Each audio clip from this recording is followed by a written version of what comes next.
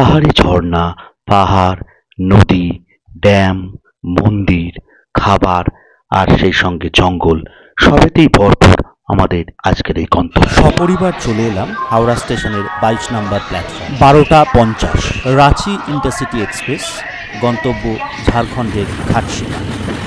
কোলাঘাটের ওপর দিয়ে হুস করতে করতে সোজা চলে এলাম ঘাটশিলা। এখন বিকেল ঠিক 4টে। বুঝলাম কিছুক্ষণ আগেই বেশ বৃষ্টি হয়ে গেছে। স্টেশন থেকে নেমেই দেখলাম অটোর রেড চার্ট টাঙানো আছে, আর সেই সঙ্গে টাঙানো আছে বিভিন্ন সাইট সিনেরও রেড চার্ট। একটা অটো ধরে নিলাম, আর এবার এখন আমাদের গন্তব্য মুক্তধারা নেচার রিসর্ট।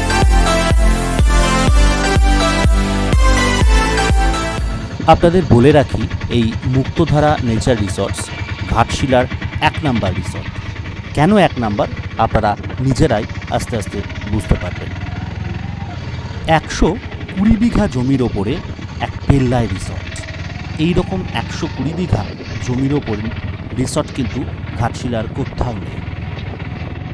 মেন গেট থেকে কটেজ অবধি পৌঁছাতে প্রায় 3 মিনিট সময় লেগে যায়। আর আপনারা দেখতেই পাচ্ছেন চারিদিকে সবুজ আর সবুজ প্রকৃতি।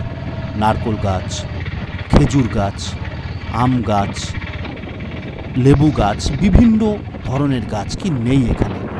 আর এই রকম পুকুর প্রায় এখানে 8-10খানা আপনারা কিন্তু পেয়ে যাবেন। এবং এই পুকুরের চারপাশেই বসার জায়গা, আপনারা এখানে বসে একটু প্রাকৃতিক শোভাও নিতে পারবেন। এবং এই পুকুরের কিন্তু একটা সময় আমি শুনলাম যে এই পুকুরের মাছ দিয়ে কিন্তু অতিথিদের আপ্যায়ন হতো। এখন অবশ্য সেই অর্থে মাছ সেরকম নেই। যাই হোক, এবার কিন্তু আমরা পৌঁছে গেলাম আমাদের আগে থেকে বুকিং করা যে বিল্ডিং, সেই বিল্ডিংয়ের কাছে। দাদা এইদিকে স্যার আপনাদের দিয়েছে এই ওপরে না, এটা এই 111 এটা পুরো বিলের ফটো নিয়ে নেবে বাবা। হ্যাঁ হ্যাঁ হ্যাঁ।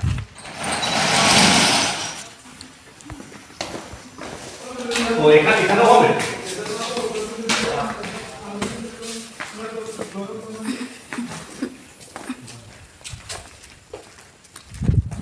ইতিমধ্যেই আকাশে কিন্তু আবার ভালো রকমভাবে মেঘ করে গেছে। যাই হোক, এবার চলুন দেখি আমাদের যে ঘরটা দিয়েছে ঘরটা কীরকম। অত্যন্ত সুসজ্জিত রুম, এয়ার কন্ডিশন, এবং সেই সঙ্গে 2টো বেড রয়েছে। কারণ আমরা 4 জন বলে কিন্তু বাইরে অনেক কটেজ আছে, আপনাদের পরে দেখাচ্ছি। সেই কটেজ পাইনি, কারণ কটেজে 3 জন থাকা যাবে, কিন্তু যেহেতু আমরা 4 জন তাই আমাদের এরকম 2টো বেড নিতে হলো। বাথরুমটাও কিন্তু বেশ বড় এবং এখানে সমস্ত সুযোগ সুবিধাই রয়েছে। গিজার আছে, শাওয়ার, বেসিন, আয়না, এগুলো তো আছেই। এই দেখুন, এই হচ্ছে সেই কটেজগুলো, যে কটেজগুলোর কথা এক্ষুনি আপনাদের বললাম। আসলে এই কটেজগুলোতে ম্যাক্সিমাম 3 জন থাকা যাবে, এর বেশি কিন্তু কটেজে থাকা যাবে না। বেশি হলে তখন বিল্ডিং নিতে হবে, এবং সেই বিল্ডিংয়ে রুম আছে, আপনাদের সেইগুলো বুক করতে হবে আগে থেকে। এবং বুকিং নাম্বার, এন্ট্রান্স যখন আমি যখন এন্টার করি তখন তার আগেই দেখবেন যে বুকিং নাম্বারটা দেওয়া আছে, মোবাইল নাম্বার দেওয়া আছে। ওই মোবাইল নাম্বারেই বুক করে আপনারা এখানে চলে আসতে পারেন। এসেছি স্বনামধন্য কালজয়ী বিভূতিভূষণ বন্দ্যোপাধ্যায়ের এলাকায়। আর বুনো ফুল থাকবে না তাই কি হয়? দেখুন, এই রিসর্ট জুড়ে কোনায় কোনায় বুনো ফুল বা বিভিন্ন ধরনের ফুলের কীরকম সমারোহ।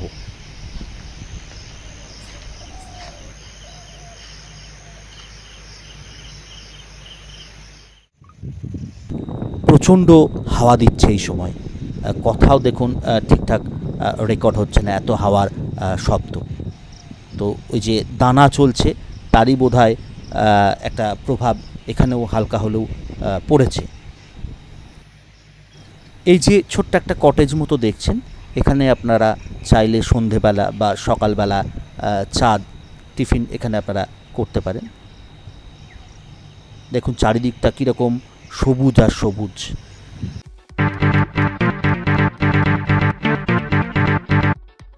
আর সারি সারিভাবে এইরকম কটেজগুলো পরপর দাঁড়িয়ে রয়েছে। আকাশ পুরো মেঘলা, সম্ভবত বৃষ্টি এখনই নামবে, কালো হয়ে রয়েছে মেঘ।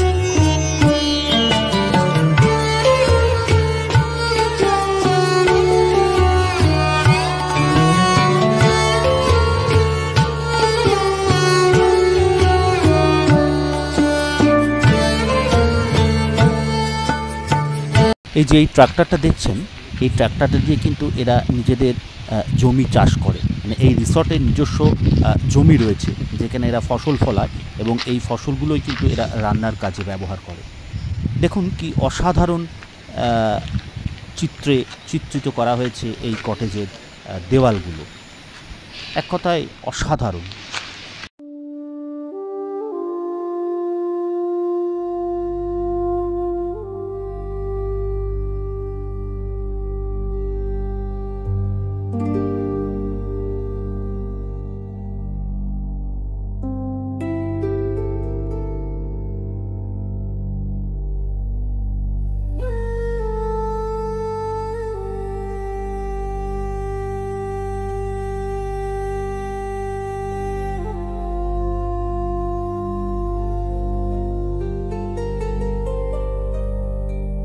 এই হচ্ছে ডাইনিং কটেজ।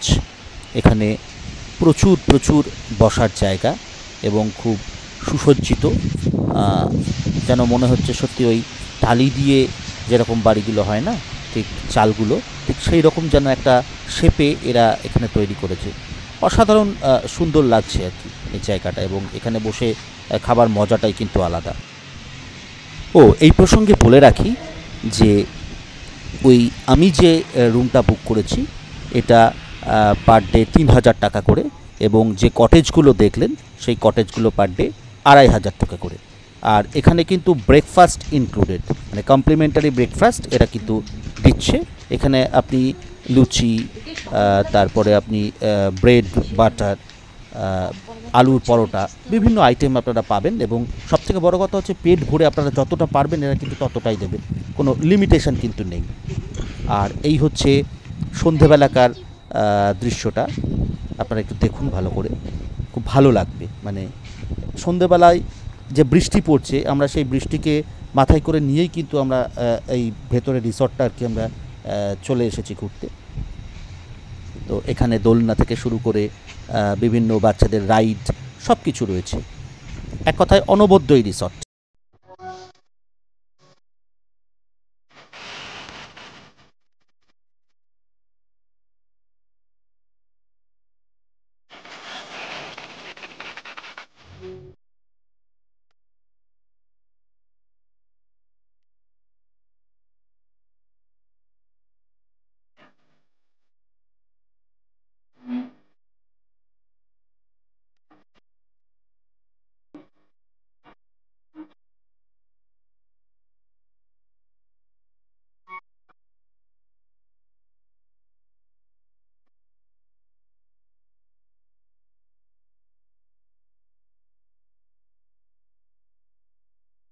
এই রিসর্টের মধ্যেই এদের কিন্তু একটা সুন্দর শিব মন্দির রয়েছে।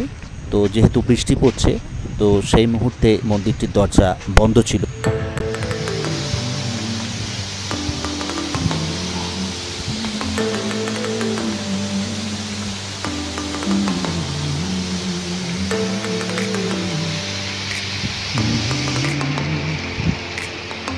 পরের দিন সকালে উঠেই দেখি প্রচুর বৃষ্টি হচ্ছে।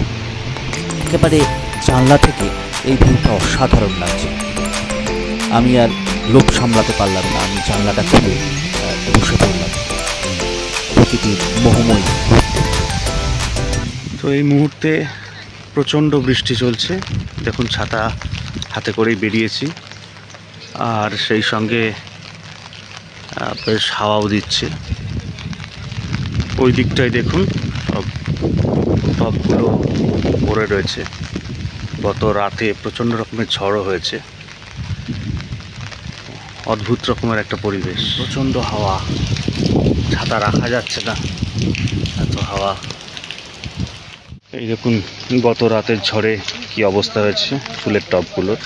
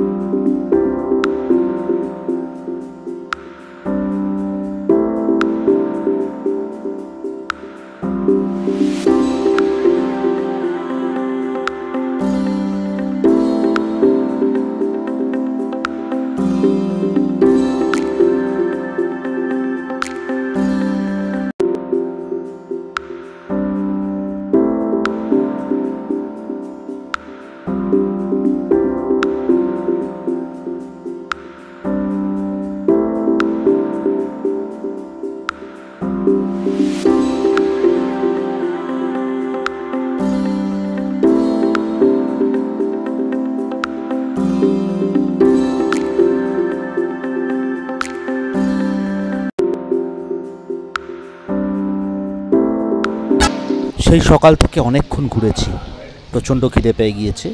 তো এই হচ্ছে এদের সকালকার যে কমপ্লিমেন্টারি ব্রেকফাস্ট, সেটা ওরা অলরেডি দিয়ে দিয়েছে। তো একদম পারফেক্ট, এবং সেটা পেট ভরে আপনি যতটা পারবেন ততটাই ওদের বললে ওরা করে দেবে।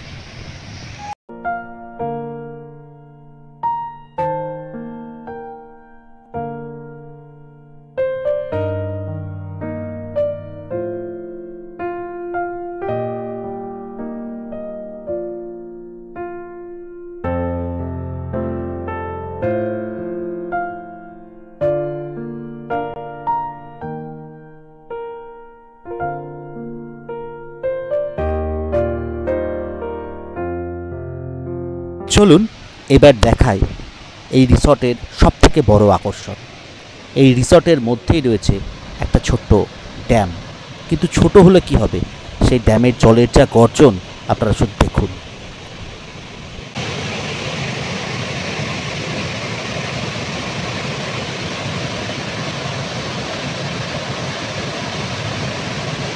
এটা কিন্তু সুবর্ণরেখাই। ও আর একটা কথা তো বলতে ভুলেই গিয়েছিলাম, এই জলটা কিন্তু সুবর্ণরেখা নদীর জল। তো আজ এই পর্যন্তই, আর আমার ঘাটশিলা ভ্রমণের দ্বিতীয় পর্ব খুব তাড়াতাড়ি আসছে।